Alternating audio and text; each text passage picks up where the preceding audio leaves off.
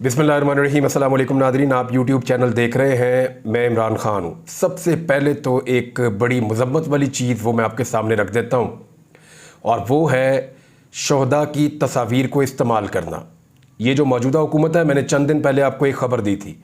मैंने आपको बताया था कि PMLN के मीडिया सेल ने और मौजूदा हुकूमत ने अपने कुछ सहूलतकारों के साथ मिलकर कुछ ऐसा बंदोबस्त किया है कि वो ये साबित करने की कोशिश करेंगे कि पाकिस्तान तहरीक इंसाफ वर्सेस अफवाज पाकिस्तान, वो ये साबित करने की कोशिश करेंगे। हालांकि इमरान खान ने बहुत दफ़ा कहा और अभी भी स्टेटमेंट दिया है कि फ़ौज मेरी मुल्क मेरा, वो जो कहते हैं वो मैं अभी आपको उन्हीं का पढ़ के सुना दूंगा। लेकिन इस वक्त पाकिस्तान टेलीविज़न पे और दीगर जगहों पे एक इश्तिहार जारी किया गया है, और मुख्तलिफ इश्तिहारात हैं, और उसमें कहा गया नेवर अगेन 9 मई दोबारा कभी नहीं। तो ये उन्होंने एक बनाया, तो बड़ी अच्छी बात है। 9 मई जैसे वाक़यात कभी दोबारा नहीं होने चाहिए, और किसी भी मुल्क में ये वाक़यात नापसंदीदा होंगे, और ऐसे वाक़यात की रोकथाम भी होनी चाहिए, कानून की अमलदारी भी होनी चाहिए, और ऐसे वाक़यात की कोई गुंजाइश भी नहीं होनी चाहिए, और ऐसे तमाम रास्ते भी रुकने चाहिए जिनकी वजह से ऐसे वाक़यात होते हैं। लेकिन ये जो इश्तिहार बनाया ना, ये इंतहाई काबिल मज़म्मत है और इसको फ़ौरन रोकना चाहिए। ये मैं पाकिस्तान की रियासत को और रियासत को चलाने वाले इदारों को और सबको कह रहा हूँ, इसको रोक ले। मैं आपको ये बता रहा हूं कि ये जो हो रहा है ये ठीक नहीं हो रहा। ये किया ये जा रहा है कि एक बारीक वारदात डाली जा रही है। मुस्लिम लीग नून अपनी जाती सियासत को चमकाने के लिए इमरान खान के बुग़्ज़ में इस हद तक आगे चली गई है कि वो निशाने हैदर वाले हमारे जो शोहदा हैं, इनको तो सबके नाम भी याद नहीं होंगे। ये भी नहीं पता होगा कौन कौन सी जंग में कहां पे शहीद हुआ था। इनको तो कुछ पता नहीं होगा। ना ये कभी उनकी तकारीब मनाने के लिए गए, ना ये कभी उनकी कब्रों पे गए। इनको किसी बात का पता नहीं है, उनकी फैमिलीज को भी नहीं ये जानते। ये तो मिले भी किसी से नहीं है, इनको तो आइडिया भी नहीं है। तो ये लोग आज उन शोहदा की तस्वीरों को इस्तेमाल कर रहे हैं एक बड़ी सियासी जमात के खिलाफ, एक ऐसी सियासी जमात के खिलाफ जिसके पास पाकिस्तान में अक्सरियत है। पाकिस्तान के 70 से 80% लोग उस सियासी जमात के साथ खड़े हैं। उस सियासी जमात को आप खिलाफ करार दे रहे हैं या साबित करने की कोशिश कर रहे हैं कि पाकिस्तान के जो निशाने हैदर शोहदा हैं, यानी वो उनके खिलाफ है। यार शर्म आनी चाहिए आपको। इससे ज्यादा घटियापन, बेशर्मी और बेगैरती हो नहीं सकती जो ये की जा रही है इस मुल्क के साथ। भाई वो नॉन कंट्रोवर्शियल है। जब अजीज भट्टी शहीद ने अपनी जान की कुर्बानी दी थी तो उन्होंने PTI, PMLN, MQM, Jamaat Islami ये देखकर नहीं दी थी, उन्होंने अपनी अर्ज़े वतन के लिए जान कुर्बान की थी। जब राशिद मिन्हाज ने कुर्बानी दी थी तो उन्होंने अपने मुल्क के लिए कुर्बानी दी थी, अपने मुल्क के लिए, मुल्क को बचाने के लिए। लालक जान ने, कर्नल शेर खान ने, सवार हुसैन ने, इन सब ने जो कुर्बानी दी थी, मेजर तो सब ने जो कुर्बानी दी थी, इन सब की कुर्बानी का ताल्लुक जो है वो किससे है? चाहे वो मेजर अजीज भट्टी शहीद है, चाहे वो शबीर शरीफ शहीद जैसा एक बहुत बहादुर सोल्जर था, ये जो लोग भी थे, इन्होंने इस मुल्क के लिए कुर्बानी दी थी यार, फॉर गॉड सेक। और ये सियासत इधर ही रह जानी है। कल मौलाना फजलुर रहमान और इमरान खान साहब की बहुत बुरी तरीके से एक दुश्मनी चल रही थी। ऐसा लगता था सारी जिंदगी कभी करीब आ ही नहीं पाएंगे। आज उनके वफूद आपस में मिल रहे हैं, मुलाकातें हो रही हैं। इमरान खान साहब ने जेल से मौलाना फजलुर रहमान साहब के मौक़िफ़ की तारीफ की है। और भाई मौक़िफ़ कभी ये होता है, कभी वो होता है, कभी वो होता है। कल तब नवाज शरीफ एस्टैब्लिशमेंट का सबसे बड़ा दुश्मन था, उसके नाम के ऊपर क्रॉस लगा हुआ था। आज इमरान खान के नाम के ऊपर क्रॉस। और ये सारी चीजें बदल जाती हैं, लेकिन कुछ चीजें ऐसी होती हैं जो नेशनल एसेट होता है, जो पूरी कौम का सरमाया होता है। ये जो शोहदा है ये पूरी कौम का सरमाया है, फॉर गॉड सेक। अपनी सस्ती सियासत के लिए, घटिया सियासत के लिए और एक दूसरे को नीचा दिखाने के लिए कम से कम इश्तिहारात के अंदर इन शोहदा की तस्वीरों का इस्तेमाल नहीं होना चाहिए था। निशाने हैदर वाले शोहदा जो है वो कौम के सर का ताज है, फॉर गॉड सेक। इस सिलसिले को रोका जाए। अगर किसी को मेरी बात समझ आ रही है तो ठंडे दिल से सोचे, ये लड़ाई खत्म हो जानी है। ये कल को फिर शेरो शक्कर हो जाएंगे, एक ही ईवान में जाकर बैठ जाएंगे। ये एस्टैब्लिशमेंट की लड़ाई और ये फड्डा सारा पॉलिटिकल पार्टीज का एक वक्त आएगा, कितना 10 साल और चल जाएगा, 15 साल और चल जाएगा, खत्म हो जाएगा, एक वक्त आएगा। लेकिन वो जो लोग पिछली कई दहाइयों से नॉन कंट्रोवर्शियल हैं, उनको इस कंट्रोवर्सी के अंदर क्यों धकेल रहे हैं? इमरान खान साहब ने एक स्टेटमेंट दिया है, एक उनका पैगाम है, एक उनका स्टेटमेंट है। वो दोनों मैं आपको पढ़ के सुना देता हूं ताकि आपको आइडिया हो जाए कि इमरान खान साहब किस पेज से किस तरफ को जा रहे हैं। पहला तो उनका पैगाम देख लें जो एडियाला जेल से उन्होंने जारी किया। 7 मई को। 7 मई वो दिन है जिस दिन DGISPR ने प्रेस कॉन्फ्रेंस की थी, तो इमरान खान साहब का जो है वो पैगाम भी जारी हुआ था। पैगाम आप सुन लीजिए, एज इट इज मैं आपको पढ़ के सुना देता हूं। पाकिस्तान तहरीक इंसाफ वफाक की सबसे बड़ी और मकबूल तरीन जमात है, जिसकी सियासी जद्दोजहद नहायत ताबनाक है। अपनी 28 साल सियासी जद्दोजहद के दौरान पाकिस्तान तहरीक इंसाफ ने एक पुरअमन जमात के तौर पर हमेशा मुल्क में आइन की बालादस्ती, कानून की हुक्मरानी और मुल्क में अदल इंसाफ के फरोग को अपनी पहचान बनाया। 9 मई को जिस फॉल्स फ्लैग ऑपरेशन के जरिए तहरीक इंसाफ को कुचलने की कोशिश की गई, वो सबसे पहले तयशुदा था। 9 मई 2023 की हकीकत कौम पर पूरी तरह वाज़ेह है, और अगर कोई समझता है कि ताकत के अंधे इस्तेमाल और रियासती वसाइल के बलबूते पर वो हकीकत को झुटला सकता है, तो यकीनन बड़ी गलत फहमी का शिकार है।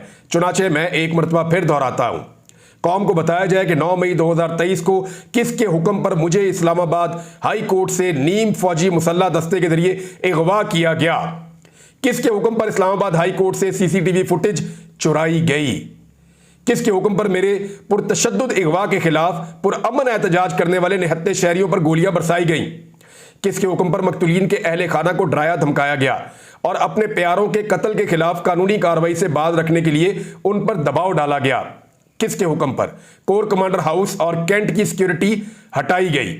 9 मई के वाकयात को तारीख के आईने में देखता हूं तो मुझे 1971 के वाकयात से मुमासलत दिखाई देती है। 24 मार्च 1971 को उस वक्त का हुक्मरान याया खान सियासी फरीकैन से मुज़ाकरात के लिए ढाका में मौजूद था, मगर मुज़ाकरात की कामयाबी में हरगिज संजीदा ना था।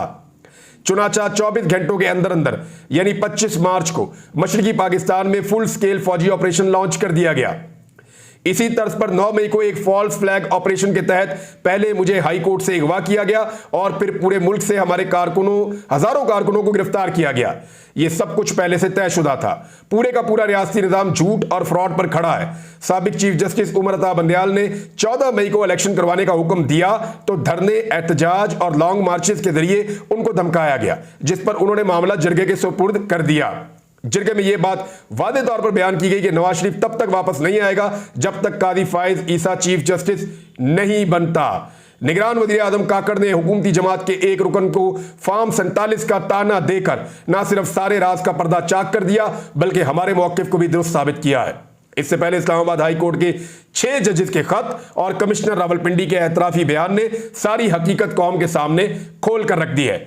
ये सब कुछ इस लंदन प्लान के तहत, जिसके वादे तौर पर 3 अहदाफ थे। नंबर 1, मुझे जेल में डाला जाए। नंबर 2, नवाज शरीफ के केसेस माफ किए जाएं। नंबर 3, तहरीक इंसाफ को क्रश किया जाए।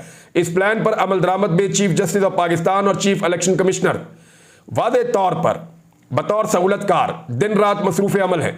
इसी प्लान के तहत मेरे खिलाफ सैकड़ों झूठे मुकदमात कायम किए गए, जबकि जरदारी, नवाज और उनके बच्चों के केसेस को माफ कर दिया गया। मुल्क में मीडिया पर इस कदर पाबंदियां आयद हैं कि कोई आवाज नहीं निकलती। कल काशिफ उबासी साहब को भी प्रोग्राम रात गए बंद कर दिया। ताहम इसके बावजूद गंदम का स्कैंडल बाहर आ चुका है। अगर मीडिया पर पाबंदियां आयद ना की जाती तो अब तक न जाने कितने ही स्कैंडल सामने आ जाते। हम अपने किसानों से यकजहती का इजहार करते हैं। रियासत पहले ही किसानों को कुछ नहीं देती, अब उनसे उनकी मेहनत का सिला भी छीना जा रहा है। इनके सारे मंसूबे अल्लाह के हुक्म से खाक में मिल रहे हैं और अवाम हकीकत को अपनी आंखों के सामने देख रही है। यही वजह है कि 8 फरवरी के आम इंतखाबात में अवाम ने उन्हें बुरी तरह शिकस्त दी है।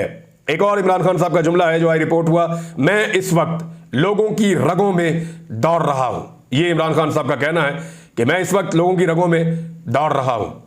और एक और 2014 के धरने की इंक्वायरी के लिए मैं तैयार हूं। इमरान खान साहब से सहाफी मिले। DGISPR साहब की जो प्रेस कॉन्फ्रेंस थी वो बड़ी धमाका खेज थी और उसमें जो माफी वाला मुतालबा है, जो एक जुडिशल कमीशन बनाने की पेशकश है, ये 2 ऐसी बड़ी चीजें हैं जिनके ऊपर बड़ा फोकस हुआ। अब इमरान खान साहब से ये सवालात तो होने थे। जब सहाफी उनके नजदीक गए अडियाला जेल में तो उन्होंने वो सवालात उनके सामने रखे। अब इमरान खान साहब के जवाब आप देख लीजिए। अडियाला जेल में मीडिया से बात करते हुए उन्होंने कहा कि 2014 के धरने की इंक्वायरी के लिए तैयार हूं। मुझे खुशी होगी कि मुझे इंक्वायरी कमेटी में पेश किया जाए। 2014 के धरने के हवाले से मुझ पर जितने इल्जाम लगाए गए सब गलत हैं। 2013 का इलेक्शन आरओस का इलेक्शन था। इमरान खान का कहना था कि साबिक निगरान वजीर आजम अनवारुल्लाह काकड़ के फॉर्म 47 के हवाले से बयान के बाद वफाकी हुकूमत से क्या मुज़ाकरात हो सकते हैं, यानी मुज़ाकरात किन से करें। फॉर्म 47 के ऊपर हुकूमत बनी हुई है और काकड़ साहब जो निगरान वजीर आजम थे उन्होंने इसकी गवाही दे दी है। सदर, वजीर आजम, वजीर आला पंजाब और सेनेट इलेक्शन फ्रॉड है। नून लीग के लोगों ने प्राइवेटली हमें बता दिया था कि जब तक कादी फायद ईसा चीफ जस्टिस नहीं बनता ना इलेक्शन होंगे, ना नवाज शरीफ वापस आएगा, ना नवाज शरीफ वापस आएगा। मैं आपको ये पहले बता चुका हूँ। और कादी फ़ाइद ईसा साहब की अदालत में जिस दिन मैं पेश होऊंगा उस दिन मैं एक बहुत बड़ी हकीकत से पर्दा उठाऊंगा और वहाँ मैं बताऊंगा कि कादी फ़ाइद ईसा साहब एक्चुअली क्या है और उनके बारे में क्या इन्फॉर्मेशन मेरे पास है। इमरान खान साहब ने कहा कि मेरा आधा खानदान फौज और आधा खानदान ब्यूरोक्रेसी में है। फौज हमारी है और हमें फौज से कोई मसला नहीं है। 9 मई वाकयात का मुझे उस वक्त पता चला जब मुझे सुप्रीम कोर्ट में पेश किया गया। मैंने 9 मई के वाकयात की चीफ जस्टिस उमर अता बंदयाल के सामने मुजम्मत की थी। ये इमरान खान साहब ने कहा। तहरीक इंसाफ वफाक की सबसे बड़ी और मकबूल जमात है। पीटीआई की सियासी जद्दोजहद नहायत ताबनाक है। हमेशा आइन की बालादस्ती की बात की है। अगर बात नहीं करना चाहते तो ना करें। मैं पाकिस्तान के लिए बातचीत का कह रहा हूं। मुझे कौन सी डील चाहिए या मैं कौन सा बैरून मुल्क जाना चाहता हूं? मैं क्यों माफी मांगूं? माफी तो मुझसे मांगनी चाहिए। ये इमरान खान साहब ने कहा है। वैसे पाकिस्तान तहरीक इंसाफ ने एक ट्रेंड चलाया हुआ है। जिन लोगों के ऊपर 9 मई के बाद जुल्म सितम हुआ, पुलिस ने उनकी चादर और चार दीवारी का तकद्दुस पामाल किया, उनके कारोबार तबाह किए, उनके घर तोड़े और उन लोगों को मुसीबतों में डाला और वो लंबी सऊबतें काटने के बाद वापस आए, उन लोगों की तस्वीरें लगा के वो कह रहे हैं माफी तो इनसे मांगनी चाहिए जो इन लोगों की हालत हो गई है। और बहुत सारे लोग जो है वो उस दिन जान से भी गए थे, तहरीक इंसाफ का ही कहना है। फिर कैपिटल हिल में सीसीटीवी फुटेज से शनाख्त करके मुलजिमान को सजा दी गई। यहां तो सीसीटीवी फुटेज ही गायब कर दी गई। शहबाज शरीफ लंदन मुआहदे के तहत वजीर आजम बने। उन्होंने कहा कि खुदा के वास्ते फौज को सियासत में ना घसीटे। यही बात मैं शुरू में कह रहा था कि ये जिस तरह के इश्तिहारात बन रहे हैं ना, ये जबरदस्ती फौज को सियासत में घसीटने की कोशिश की जा रही है। मौजूदा हुकूमत शोहदा को इस्तेमाल कर रही है अपनी सियासत के लिए, जो नामुनासिब है। हमने अपनी 27 साल की तारीख में कभी जलाओ घिराव नहीं किया। 2 हुकूमतें हमने इंतखाबात के लिए तहलील की क्योंकि हमारी सियासी जमात इंतशार नहीं चाहती थी। ये इमरान खान साहब ने कहा। आरिफ अलवी साहब का भी स्टेटमेंट है। आरिफ अलवी साहब से भी माफी वाली बात जब की गई तो उन्होंने कहा कि क्या जो जुल्म कर रहा है वो माफी मांगे या जिस पर जुल्म हो रहा है वो माफी मांगे। आरिफ अलवी ने पंजाब असेंबली में सुन्नी इत्तेहाद कौंसिल के अरकान से मुलाकात की, पीटीआई वालों से, और अपोजिशन लीडर से भी मिले वो और उनको ब्रीफिंग भी दी गई। आरिफ अलवी ने कहा कि असेंबली का तरीक़ाकार सीनियर से ज़रूर सीखे और साथ ही साथ उन्होंने कहा गंदम के बहरान के लिए किसान को बुरी तरह मुतासर किया गया है और हुक्मरान ने गंदम इंपोर्ट करके सफ़ाकाना जुर्म किया है। माफ़ी कौन मांगे, जो जुल्म कर रहा है वो या जिस पर जुल्म हो रहा है वो माफ़ी मांगे। आरिफ अलवी साहब ने यह सवाल उठाया है। रऊफ हसन साहब जो है वो बहुत आउट ऑफ द बॉक्स निकल के आ रहे हैं फ्रंट फुट पे और उन्होंने कहा कि इमरान खान ने 3 लोगों को मुज़ाकरात का हक दिया है। जिसने भी मुज़ाकरात करने हैं वो उनसे राब्ता करेगा।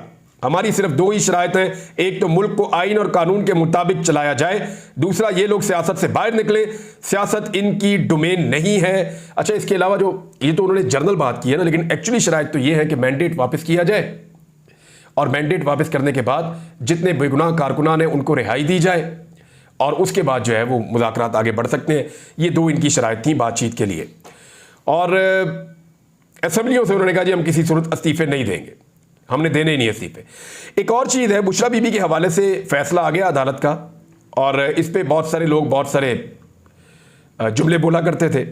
हमारे बहुत सारे सहाफ़ियों ने, जय्यद सहाफ़ियों ने ये खबरें दी थी कि बुशरा बीबी वादा माह गवाह बन चुकी हैं, वो किसी भी वक्त एक एटम बम फटने वाला है और इमरान खान के लिए बड़ी मुश्किलात बढ़ने वाली हैं।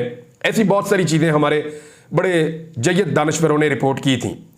तो उसके बाद जैसे ही उनको सज़ा होती है वो फौरी तौर पे अदालत पहुंचती हैं और वो गिरफ्तारी दे देती हैं जेल में और फिर उन्हें पूरा निज़ाम परेशान हो जाता है कि हमने तो इनको जाके ड्रामा लगाना था, घर से जाके गिरफ्तार करना था, इमरान खान को तकलीफ देनी थी, तो खुद चल कर आ गई गिरफ्तार होने के लिए। तो बजाय इसके कि वो उनको गिरफ्तार करते वो परेशानी में पड़ गए। फिर बड़ी देर बाद फैसला हुआ कि उनको पहुंचा दिया जाए बनीगाला। फिर उस दिन से उन्होंने केस किया हुआ कि मैंने बनीगाला में नहीं रहना, मुझे हाउस अरेस्ट ना करो, मुझे पहुंचाओ अडियाला जेल के अंदर जैसे आम कैदियों को रखा जाता है। तो बनीगाला में भी उनका अच्छा वक्त नहीं गुजरा। बकौल उनके उनको जहर भी दिया गया, बकौल उनके उनको तकालीफ दी गई और उन्हें बहुत परेशान रखा गया वहाँ पे। अब वो जेल मुंतकिल हो रही हैं तो देखते हैं जेल के अंदर वो क्या कहती हैं। बहरहाल हाई कोर्ट के जस्टिस मियां गुल हसन औरंगजेब ने महफूज फैसला सुना दिया। उसके बाद बुशरा बीबी को जेल में शिफ्ट कर दिया गया है और उनका जो ज़रूरी सामान है वो भी जेल पहुंचा दिया गया है। तो वो जो लोग कह रहे थे कि कोई डील होने वाली है, बुशरा बीबी जो है वो इमरान खान को छोड़कर जाने वाली हैं और वो वादा माफ गवाह बनने वाली हैं, उन सब लोगों के लिए ये खबर जो है वो एक सरप्राइज़ है। नाज़रीन, एक और बड़ी खबर आई है और वो लाहौर से है। लाहौर में वकला ने, जो वकला के ऊपर दहशतगर्दी के मुकदमात हो रहे हैं, ख़ासतौर पे पंजाब हुकूमत कर रही है, उसके खिलाफ एक एहतजाज करने का ऐलान किया था। ऐवान अदल से उन्होंने हाई कोर्ट तक आना था। वकला की बहुत बड़ी तादाद जो है वो इसके अंदर शामिल थी और पुलिस की एक भारी नफरी वहां पे पहुंच गई और लड़ाई शुरू हो गई। और ये लड़ाई इस हद तक बढ़ गई कि दोनों तरफ के लोग जख्मी हो गए। उसके बाद वकला को बड़े पैमाने पर गिरफ्तार भी किया गया है। जो हमने देखा GPO चौक लाहौर में मनाजिर, वहां तो ऐसा लग रहा था कि एक मैदान जंग है। दोनों तरफ से पत्थर भी चल रहे थे, लाठी भी चल रही थी। पुलिस ने बड़े पैमाने पर आंसू गैस का इस्तेमाल किया वकला के खिलाफ और पुलिस ने लाठी चार्ज किया, वाटर कैनन का इस्तेमाल किया और वकला जो है उनकी कईयों की हालत गैर हो गई, कई जख्मी हो गए, कुछ गिरफ्तार हो गए। तो ये वो वकला हैं जिनमें से इनके अंदर शामिल थे वो वकला भी जो PMLN के करीबी वकला है, या एहसन भून साहब हैं या आजम नज़ीर तारड़ साहब हैं। ये उनके ग्रुप से ताल्लुक़ रखने वाले वकला की एक बड़ी तादाद इसके अंदर शामिल थी। यानी वकील भी अपने, एहतजाज के अंदर रहनुमा भी अपने, डंडे भी अपने, पुलिस भी अपनी, आंसू गैस भी अपनी और फैंटी भी लगा दी। तो ये है जनाब PMLN की कारकर्दगी। और वो वकला जिन्होंने PMLN का या PDM का साथ दिया इस सारे जुल्म के अंदर, इस सारी फस्तायत के अंदर, इस सारे जबर के माहौल में। हालांकि वकला हमेशा जुल्म और जबर के खिलाफ खड़े होते हैं, लेकिन जिन चंद वकला ने साथ दिया उन्हें अब पशेमानी तो होगी, परेशानी तो होगी। अब देखना यह है कि ये मौजूदा हुकूमत इन वकला को खरीद पाएगी या ये वकला कायम रहेंगे अपने एहतजाज के ऊपर, क्योंकि वकला ने ऐलान किया है कि वो कल फिर एक बड़ा एहतजाज करने जा रहे हैं। नाज़रीन, एक बड़ी खबर मैं आपको 9 मई के हवाले से दे दूं जाते जाते, और ये पक्की खबर आपको दे रहा हूं क्योंकि मैंने लाहौर शहर में बड़ा लंबा अरसा रिपोर्टिंग की है। कुछ ग्रुप्स हैं, उनको तैयार किया गया है और ये ग्रुप सियासी बिल्कुल नहीं है। ये ग्रुप सियासी बिल्कुल नहीं है, इनकी शोहरत भी अच्छी नहीं है और मुख्तलिफ लोगों के साथ इनको इकट्ठा किया गया है। और लाहौर में एक छोटा सा ग्रुप है जो बड़ा सरगर्म है इस सारी एक्टिविटी को करने के लिए, और उन्होंने पाकिस्तान तहरीक इंसाफ के एहतजाज के मुकाबले में ऐसे लोगों का जत्था इकट्ठा किया है जो तसादुम क्रिएट करने की कोशिश करेंगे। मैं खबरदार कर रहा हूं और खबर दे रहा हूं, और ये पक्की खबर दे रहा हूं। मुझे 2 लोगों ने ये इतला दी है और फिर मैंने इसको रीचेक भी किया है कि जो लोग एक्टिवेट हुए हैं उनका सियासत से कोई ताल्लुक नहीं है। वो क्रिमिनल टाइप के लोग हैं और उनको किसी ने मुतहर्रिक किया है, और वो मुतहर्रिक होने के बाद अब पाकिस्तान तहरीक इंसाफ के जुलूस के मुकाबले में अपनी ताकत लेकर आएंगे और किसी जगह पे भी कोई तसादुम कर सकते हैं। रियासत को ऐसे हर तसादुम से बचना चाहिए। ये सियासी मकासद के लिए पाकिस्तान को आग लगा देगी PMLN और इनकी हुकूमत। इससे अगर बचना है तो फिर रियासत को होश के नाखून लेने पड़ेंगे। अब तक के लिए इतने ही। अपना ख्याल रखिएगा, अपने चैनल का भी। अल्लाह हाफ़िज़।